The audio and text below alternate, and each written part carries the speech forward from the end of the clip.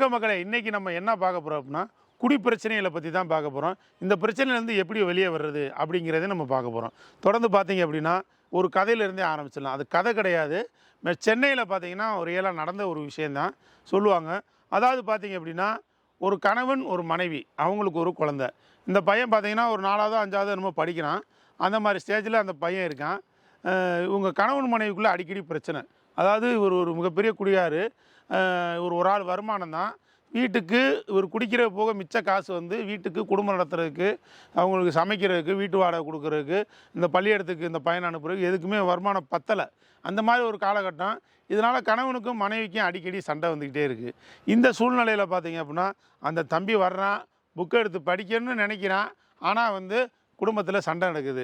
புருஷனும் பொண்டாட்டி மாற்றி மாற்றி ஒருத்தருக்கு ஒருத்தர் வசைப்பாடிக்கிறாங்க, ஒருத்தருக்கு ஒருத்தர் சண்டை வந்துடுது. இந்த டார்ச்சர் தாங்க முடியாது, அப்படியே வெளியே போயிடான். பையன் ரொம்ப நல்ல ஜென்யூனான பையன். அது குடியாரவங்களுக்கு பிறந்திருந்தாலும் பையன் நல்ல பையனாக இருக்கான். அவன் பார்த்தேன்னா வெளியே எங்கிட்டு இங்கிட்டு போய் சுத்த போகிறதில்ல. வீட்டு வாசலில் ஒரு மைனா வாங்கி வளர்த்துக்கிட்டு இருக்கான். அதாவது பார்த்திங்கன்னா ஒரு கூண்டு மாதிரி தயார் பண்ணி அதில் ஒரு மைனா வளர்க்குறாரு.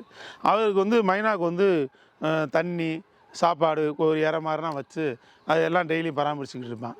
அதாவது பார்த்திங்கன்னா சாயங்காலம் வர வேண்டியது, வீட்டுக்கு வந்தோடனே ஒரே பிரச்சனையாக இருக்கும். வெளியே எங்கேயும் என்டர்டெயின்மெண்ட்டுக்கு இவர் என்ன செய்வார்னா படிக்கவே முடியாமல் பேசாமல் இந்த மைனா குஞ்சியோடய விளாண்டுக்கிட்டு ரொம்ப பாசமாக இருப்பார்.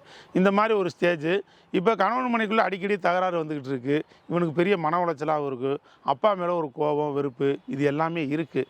இருந்தால் என்ன செய்கிறது? சின்ன பையன், அவனுக்குள்ளே என்ன தெரியும்? அவன் சாமி இருக்கான், பள்ளியத்துக்கு போக சொன்னால் போகிறேன், எல்லாமே பண்ணுறான். ஒரு நாள் ஸ்கூலுக்கு போயிருக்கும்போது அவங்க மிஸ்ஸுக்கு அவங்க அம்மா ஃபோன் பண்ணுறாங்க. ஃபோன் பண்ணி என்ன கேட்குறாங்க அப்படின்னா, என் தம்பிகிட்ட கொடுங்க அந்த பையன்கிட்ட பேசணும்னு சொல்லுவோம். உடனே என் தம்பிங்க வாப்பா அப்படின்னு சொல்லி கூப்பிட்டு மிஸ்ஸு ஃபோனை கொடுக்குறாங்க. அம்மா லைனில் இருக்காங்க பேசுன்னு. அப்போ தான் சொல்கிறாங்க, தம்பி இந்த மாதிரி ஒரு மைனா செத்து போச்சுடா அப்படின்னு சொல்கிறாங்க. இவன் வந்து என்ன கேஷுவலாக சரி விடுமான்னு சொல்லிட்டு ஃபோனை கையில் கொடுத்துட்டு மிஸ்ஸிட்ட கொடுத்துட்டு இவன் படிக்க போயிடுறான். என்ன இந்த அம்மா பார்க்குறாங்க, என்னடா மைனா ரொம்ப பாசமாக வளர்ப்பான், செத்து போச்சுன்றோம், அவன் பாட்டு சரின்ட்டு போகிறானே அப்படின்னு சொல்லி யோசிக்கிறாங்க. சரி அப்படின்னு சொல்லிட்டு சரி ஏதோ ஒரு படிப்பு இன்ட்ரெஸ்ட்டில் இருக்கேன், ஸ்கூலில் இருக்கனால பேசலை போல் அப்படின்ற மாதிரி வந்துடுறாங்க, விட்டுறாங்க. இது திரும்ப பார்த்தீங்கன்னா அவன் ஸ்கூல் முடிஞ்சு வீட்டுக்கு வர்றான். வீட்டுக்கு வந்த உடனே மைனாவை தேடுறான் வாசலில். அந்த கூண்டில் இருக்கான்னு பார்க்குறான், இல்லை. வீட்டுக்குள்ளே போகிறான். அது இந்த பீரோ கடியில், கட்டிலுக்கடியில், இந்த அடுப்படி பக்கம், இந்த பக்கம் சுற்றிக்கிட்டு தெரியும் இல்லையா, அது மாதிரி எங்கேயும் போயிருக்கான்னு சொல்லி எல்லா பக்கமும் தேடி பார்க்குறான். தொலைவி மைனாவே காணாம். அப்போ அவங்க அம்மா கூப்பிட்டு கேட்குறாங்க, என்னடா தேடிக்கிட்டு இருக்க அப்போதுலேருந்து வந்ததுலேருந்து அப்படின்னு சொல்லுவேன். அம்மா மைனாவை காணாம்மா, அதுக்கு இற வைக்கணும் அப்படின்னு. நான் தான் உனக்கு ஃபோன் பண்ணி சொன்னேன்டா மைனா செத்து போச்சு அப்படின்னு சொல்கிறாங்க. என்னது மைனா செத்து போச்சா அப்படின்னு அவன் ஓன்னு அழுகுறான். மைனா செத்து போச்சே, மைனா போச்சே அப்படின்னு அழுகுறான். உடனே அவங்க அம்மா சொன்னாட்டே, நீ ரொம்ப பாசமாக வளர்த்தேன்னு சொல்லிதான்டா மெனக்கட்டு ஃபோன் பண்ணி சொன்னேன், நீ இல்லைன்னா வர வரை கடை வச்சுருந்துருப்பேனடா, அதுக்கப்புறமா தூக்கி போட்டிருக்கலாம், இப்போ நான் கொண்டு போய் இது பண்ணிட்டு வந்துட்டேன் அப்படின்னு சொல்லவுமே இவன் ஓன்னு அழுகிறான், என் மைனா போச்சா அப்படின்னு சொல்லி. நான் நைனா செத்து போச்சுன்னு நீ சொன்னேன்ல நினச்சேன், என் மைனா போச்சா அப்படின்னு சொல்லி அழுகிறான். இவங்களுக்கு ரொம்ப ஷாக்கு. அந்த நேரம் அவங்க தகப்பனார் வந்துடுறாரு. இந்த கதையெல்லாம் பார்க்குறாரு. பார்த்து முடிச்சுட்டு ஒரு மைனா மேலே உள்ள பிரச்சனை பாசம் கூட ஒரு நைனா மேலே இல்லை அப்படின்றத அவர் ஃபீல் பண்ணுறாரு. அன்னையிலேருந்து அவர் குடியை விடணும் அப்படின்னு முடிவு பண்ணுறாரு. தொடர்ந்து அவர் குடியை விடுறாரு. அதுக்கப்புறம் அவங்க லைஃப் மாறுது. அந்த பையனை நல்லா வளர்க்குறாங்க. அவங்க ஒரு நல்ல நிலைமைக்கு வந்துடுறாங்க. இது ஏன் சொல்ல வரேன்னா, இது பார்த்துங்க, இந்த கதையில் உள்ள கருத்தை பார்த்தீங்களா, இது உண்மையிலே சென்னையில் நடந்த சம்பவம்னு சொல்லுவாங்க. அதை வச்சு தான் நான் உங்கள்கிட்ட சொல்கிறேன். தொடர்ந்து பார்த்தீங்கன்னா ஒரு குடி வாழ்க்கை வந்து ஒரு மனிதனை எந்த நிமிஷத்துலையும் எப்படி வேணாலும் மாற்றலாம்.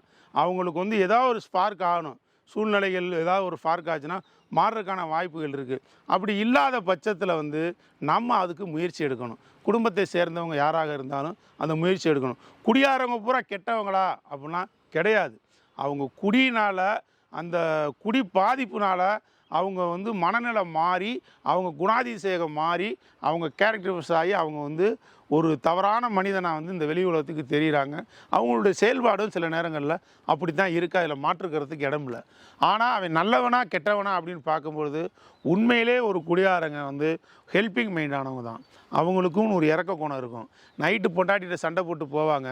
அன்றைக்கி சண்டை போட்டு நல்லா போய் தண்ணி அடிப்பார். தண்ணி அடிச்சுட்டு என்ன பண்ணுவார்னா, வீட்டுக்கு 12:30 மணி 1 மணி இருக்கும், நல்ல முட்டை போட்டை வாங்கிட்டு வர்றாரு பொண்டாட்டிக்கு. அந்த அம்மா ரொம்ப கவலையில் இல்லை சாப்பிட்டு ஏதோ ஒன்று படுத்துருக்கும், வம்படியாக கூப்பிட்டு நீ சாப்பிடு அப்படின்னு சொல்லி அந்த முட்டை போட்டா வச்சு சாப்பிட வைப்பார். அதாவது இவங்க குணமே அப்படித்தான். ஒன்று நல்லவங்கன்னா ரொம்ப நல்லவன் மாதிரி இருப்பாங்க, அரக்கை மாதிரி இருந்தால் ரொம்ப அரக்கை மாதிரி கெட்டவன் மாதிரி இருப்பாங்க. இந்த மாதிரி குணம் அது ரொம்ப ஹையாக இருக்கும், இல்லை ரொம்ப லோவாக இருக்கும். இவங்களோட கேரக்டர் அப்படி மாறிடும். இது எதனால் மாறுது அப்படின்னா அந்த குடிப்பழக்கத்தினால மாறுது. இந்த குடியிலேருந்து வெளியே வந்துட்டாங்க அப்படின்னா கண்டிப்பான முறையில் அவங்களும் மற்ற மனிதர்களைப் போல நிதானித்து செயல்படுறதுக்கு உண்டான வாய்ப்புகள் நிறையவே இருக்குது. இதில் இன்னொரு விஷயம் வந்து அவங்க ரொம்ப திறமையானவங்களும் கூட.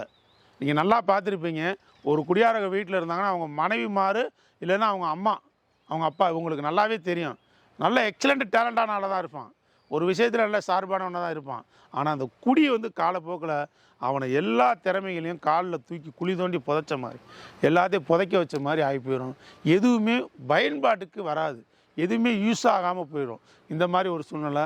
தயவுசெய்து குடியாரங்களை வெறுக்காதீங்க. அவங்களுக்கு அதிலிருந்து வெளியே வர்றதுக்கான வாய்ப்புகளையும் வழிகளையும் இன்றைக்குள்ள ஜென்ரேஷனில், இன்றைக்குள்ள விழிப்புணர்வு உள்ள உலகத்தில் அது கண்டிப்பான வாய்ப்புகள் இருக்குது. அதை தேடி நீங்கள் வந்து அவங்கள ஒரு ரெக்கவரி பண்ணுறதுக்கு ஒரு முயற்சி பண்ணுங்கள். அதுக்கு மேலே ஆண்டையை விட்ட செயல். ஆனால் முயற்சி பண்ணாமல் நம்ம இருக்கக்கூடாது.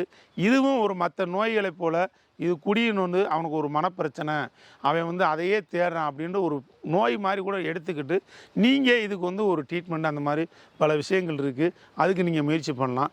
இப்போ குடிக்கிறவங்க, நான் குடிக்கிறேன், எனக்கு இது பிரச்சனையாக இருக்குது, இதனால் பொருளாதாரத்தை நிறையாவே நான் இழந்துட்டேன், இது போக வந்து என் குடும்பத்தில் வந்து நிறைய பிரச்சனைகள் வந்துருச்சு, என் மனைவிமார்கள் துயரம், என் பிள்ளைகளுக்கு ரொம்ப கஷ்டம், இந்த மாதிரி யோசித்து நம்ம சமுதாயத்திலே நிறைய பேர்த்துக்கு பிரச்சனை நம்மளால் அப்படின்றதெல்லாம் யோசித்து நமக்கும் அவமானம் அசிங்கமாக இருக்குது அப்படின்ற மாதிரி ஃபீல் பண்ணி இதை எப்படியாவது நான் விடணும் அப்படின்னு விருப்பம் உள்ளவங்க, விருப்பம் இருக்கும் ஆனால் அவங்களுக்கு இந்த பழக்கத்துக்கு ஆளானனால அவங்களால முடியாமல் போகும்.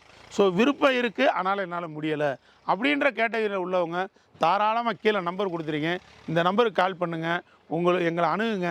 உங்களுக்கு தேவையான உதவிகளை இலவசமாக செய்கிறோம். இந்த பழக்கத்திலிருந்து வெளியே வர்றதுக்கு இலவசமாக நம்ம செய்வோம். அதில் எந்த மாற்று கருத்துக்கு இடமில்லை. அப்பா விருப்பம் இருக்குன்றான், ஆனால் அவன் குடிச்சிக்கிட்டு இருக்கேன், அதுலேருந்து வெளியே வரணும்னு ஆசைப்பட்றான். இவனுக்கு நீங்கள் ஒரு வாய்ப்பு இருக்குன்ட்டீங்க.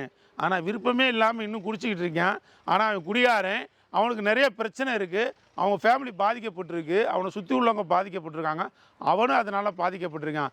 ஆனாலும் அவன் நான் குடியாரன் இல்லை, நான் எப்பவும் போல தான் குடிக்கிறேன், நான் எப்பவும் போல தான் இருக்கேன், என்னை சுற்றி உள்ளவங்க தான் சரியில்லை, என் பொண்டாட்டி சரியில்லை, என் பிள்ளையை சரியில்லை, என் மாமனார் சரியில்லை, மச்சினி சரியில்லை, அவன் இப்படி பேசிட்டான், இவன் இப்படி பேசிட்டான் அப்படின்ற மாதிரி வகண்டாவாதம் பேசிக்கிட்டு இருக்கிறவங்களுக்கு வாய்ப்பு இருக்கா? இந்த பிரச்சனைலேருந்து அவனையும் வெளியே கொண்டு வரணும் அப்படின்னு நாங்கள் ஆசைப்படுறோம், எங்களுக்கு ஒரே பையனாக இருக்கேன், இந்த மாதிரினா நினைக்கக்கூடிய தாய்மார்கள் யாராக இருந்தாலும் தாராளமாக நீங்கள் வந்து எங்களை அணுகலாம். இவங்களுக்கும் கண்டிப்பான முறையில் வாய்ப்பு இருக்குது.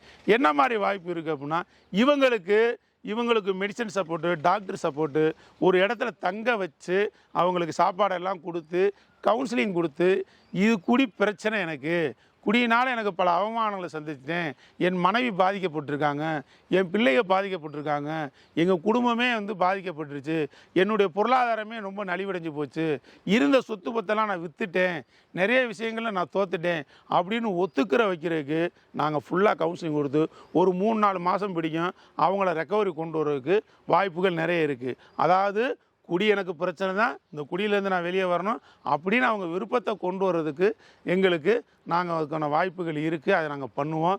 அதுக்கு சின்ன சின்ன செலவுகள் ஆகும். அதாவது அந்த சாப்பாட்டுக்கு, மருந்து மாத்திரைகளுக்கு, இது போக வந்து அவங்களுக்கு தங்குற வசதி இதெல்லாம் பண்ணி கொடுக்குறதுக்கு சின்ன சின்ன செலவுகளும், அந்த செலவுகளை நம்ம பண்ணிட்டோம்னா 3-4 மந்த்ஸில் வந்து அவங்க ரெக்கவர் ஆகி குடி எனக்கு பிரச்சனை அப்படின்னு அவங்கள விருப்பத்தை கொண்டு வந்து அதன் மூலமாக அவங்க அந்த குடிப்பரிசையிலேருந்து வெளியே வர்றதுக்கு முழு உதவியும் நாங்கள் பண்ணுறதுக்கு தயாராக இருக்கோம். இதுக்கு இந்த கீழே நம்பர் கொடுத்துருக்கேன், அந்த நம்பருக்கே நீங்கள் கான்டாக்ட் பண்ணி கேளுங்க. குடியாரங்க தானே அப்படின்னு சொல்லி அவங்கள ஒதுக்க வேணாம், அவங்களுக்கும் ஒரு முயற்சி எடுங்க. அவங்களுக்கும் சரி, அவங்க குடும்பத்தை சார்ந்தவங்களுக்கும் சரி நன்மை நிச்சயமாக கிடைக்கும். அவங்க மாறி வந்துட்டாங்க அப்படின்னா டோட்டலாக ஒரு சேஞ்சஸை நீங்கள் பார்க்கலாம். தொடர்ந்து வந்து அவங்களும் வந்து ஒரு குடும்பஸ்தனாக 4 பேர் மாதிரி மான மரியாதையோடு வாழக்கூடிய, நீங்களும் அந்த குடும்பத்தார் அவரை வச்சு எந்த ஒரு பிரச்சனை இல்லாமல் வாழக்கூடிய அளவுக்கு ஒரு தகுதியான மனிதனாக மாறுறதுக்கு வாய்ப்புகள் நிறைய இருக்குது. இதுக்கு நிறைய உதாரணங்கள் இருக்குது, அதை நீங்கள் பார்த்துக்கோங்க. உங்களுக்கு நாங்கள் நிரூபிக்க தயாராக இருக்கோம். இது போக பார்த்தீங்க அப்படின்னா இந்த சேனலில் ஒரு அவேர்னஸ் மீடியா அப்படின்ற சேனல் வந்து ஒரு அவேர்னஸ் மீடியா மட்டும் கிடையாது, மதுவிலேருந்து மீட்கிறதுக்கு உதவக்கூடிய ஒரு மீடியா தான் இது. இந்த சேனலை வந்து நீங்கள் சப்ஸ்கிரைப் பண்ணிக்கங்க, பெல் ஐக்கானை கிளிக் பண்ணி வச்சுக்கோங்க. உங்களுக்கோ, உங்களுக்கு தெரிஞ்சவங்களுக்கோ, உங்கள் உறவினருக்கோ, மற்ற நண்பர்களுக்கோ, முகம் தெரியாதவங்களுக்கோ இந்த வீடியோ, இந்த உதவி தேவைப்பட்டதுன்னா அவங்களுக்கு ஷேர் பண்ணுங்கள், சப்ஸ்கிரைப் பண்ணிக்கங்க. தொடர்ந்து இந்த சேனலை ஃபாலோ பண்ணிட்டே இருங்க. நன்றி மக்களே, அடுத்த வீடியோவில் சந்திக்கலாம்.